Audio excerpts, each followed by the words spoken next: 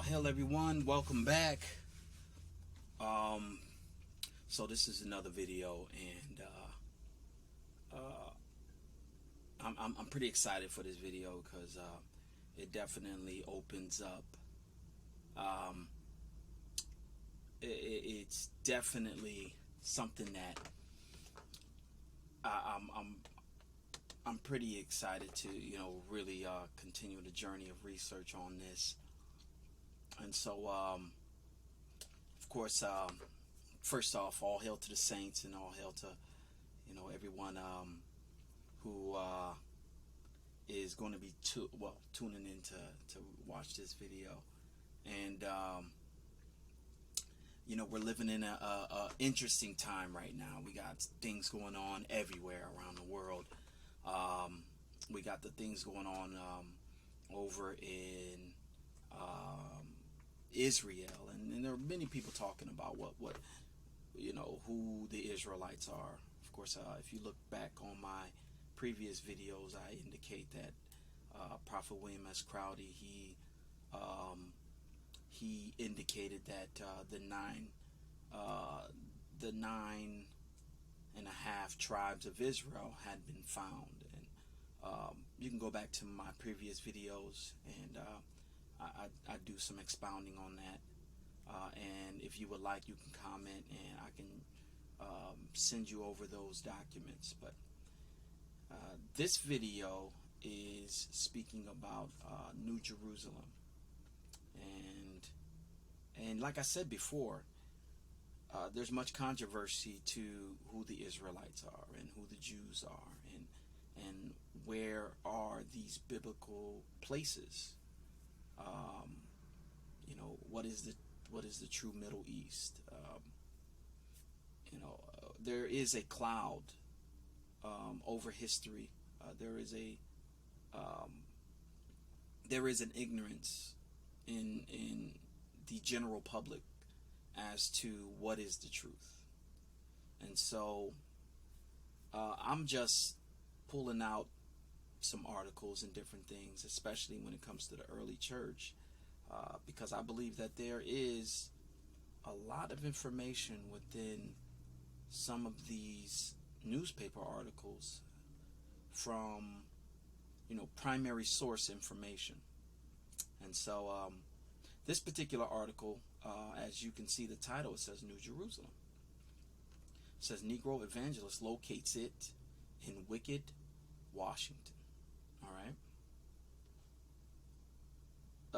As you can see, if you see my pointer, it's February 22nd, 1898. All right.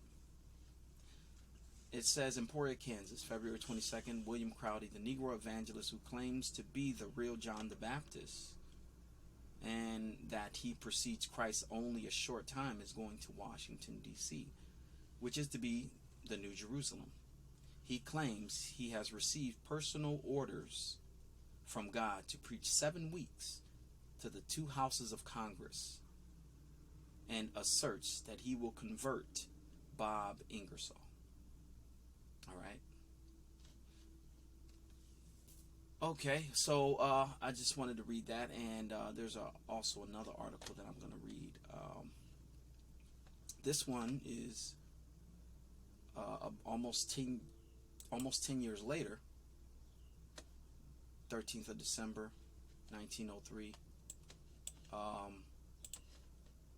The title, as you can see, a Negro Dowie who says, "The sun moves and the earth is square." To all y'all flat earthers, you're welcome. So here, as you see, I'm just going to start with this paragraph here. It says, evidently, the prophet's strong right bower is the daughters of Jerusalem and sisters of mercy. They are more in evidence than the men. The soliciting sisters are an important channel of revenue. Most of the notices concern the female saints. Thus, one news item reads, Saint Sophie Brown, who has been absent from Zion for several months, has returned to Zion from Jerusalem, and the saints are welcoming her with much joy which being interpreted means that Sophie Brown has removed the light of her countenance from some Washington kitchen and has temporarily at least solved the servant problem for some Philadelphia household. For Zion, you know, is none other than Philadelphia, and Jerusalem is, as one paragraph naively remarks, better known as Washington, D.C. I haven't studied my crowd-eyed geography thoroughly, but I know that Plainfield, New Jersey is Gilgal. I hope the designations of Chicago and New York are sufficiently exalted to make amends for some of the names which the white Dowie applied to these cities. Okay. So yeah, I understand what, some people might think is like, well, there's a lot of Zions, right? Zion Baptist, Zion this, Zion that. For the most part, people have affectionate names for tabernacles, which I understand that argument. And of course, Jerusalem, you see that everywhere. You might see it on a bunch of nonprofits. Jerusalem this, Jerusalem that. And so, yes, affectionate names do exist, but this is very interesting. Of course, we understand that Jerusalem, Washington, D.C., 1907, this tabernacle was set up. And, but if you look here, and if you study, the life and works of the prophet, and this is 1898.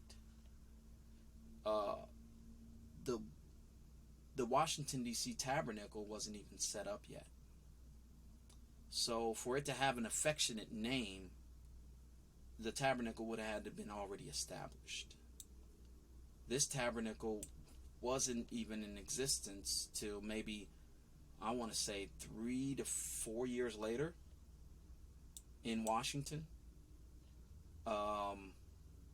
He first in 1900 went to Philadelphia, which, as you see, is Zion. And so, for it to be an affectionate name for a tabernacle, there wasn't even a tabernacle yet in Washington. Which, of course, may be an argument, but at the same time, I get the affectionate names of Jerusalem and Zion. But what about Gilgal? Gilgal is not a very popular name that a lot of people are familiar with. Of course, this is a site where the children of Israel, when they crossed over Jordan, many people are familiar with the Red Sea event where the children of Israel passed through the Red Sea on dry land. But this also happened in Gilgal, where the children of Israel passed over Jordan into Gilgal on dry land. And this was the first month, which is Abib, which is April, the 10th day. And it speaks about shortly after they had the Passover. So this is another Passover event, them passing over Jordan on dry land. Of course, that's in the Bible. And if you understand Church of God and Saints of Christ history, there was a very special Passover that happened here in Plainfield, New Jersey. It was called the Purple Passover, where everyone wore purple. I'm not going to go into it in depth, but I find it very interesting that these American cities are have biblical designations, and of course, a prophet of God. He, the scripture says it is written in the prophets, and they shall be all taught of God. So for those who are as I said before, you know, the prophet, in if you look at some of my other videos, he identifies that the 9.5 tribes are already in America. You know, the heading of that particular article, I can actually pull it up. Let me pull it up real quick.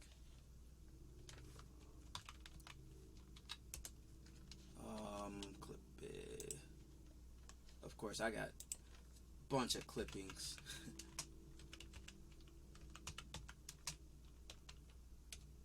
I'll pull up that particular.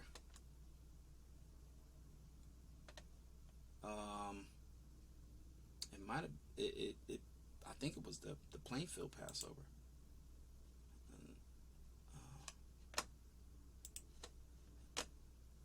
For those who are still on, thank you for being patient with me.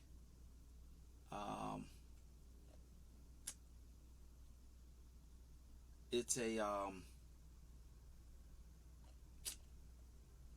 not seeing it right now, but if you check my Instagram, you know what? Let me pull up Instagram. And yeah, feel free to follow me on Instagram.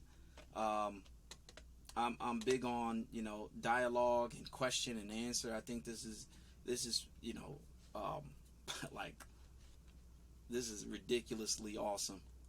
I feel, you know, and so let me go. Here we go. As you can see, Lost Tribes Found, and this was in 1906.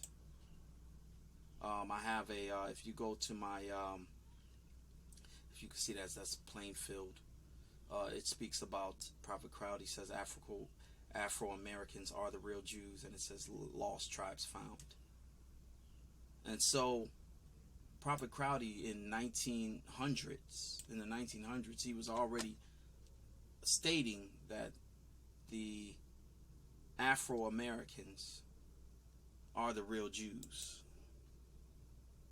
All right, so it would only make sense that he also is pointing out that America is where these biblical events happened. But yeah, I mean, this is definitely a deep dive. I mean, this. I'm excited. You know, this excites me. So yeah. I just wanted to share that, and feel free to share this if for those who have maybe questions and answers, or you know, information. I'm definitely looking to share information. I think this is huge. You know, this is huge, especially when speaking about the Elijah.